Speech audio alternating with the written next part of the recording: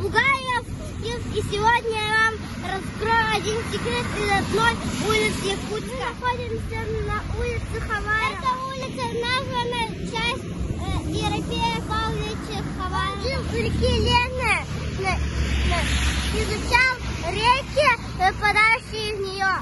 Ерофей Хавара занимался охотой и торговал пушниной. Тут есть мемориальный комплекс солдат Туйман.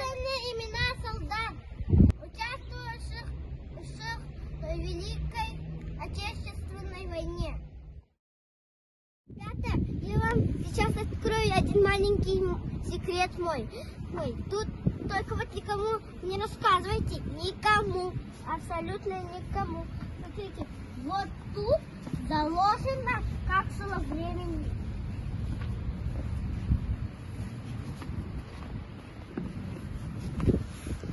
Вот тут. Его откроют в 2045 году. 2 сентября. Ребята, мы находимся на площади Победы. Это одна из самых главных площадей в Якутске. Памятные плиты городам-героям.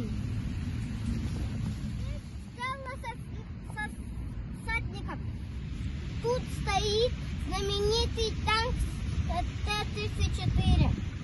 Здесь памятник, который провожали солдат. В этом году отмечали 77 лет Великой Победы. Что не забыто?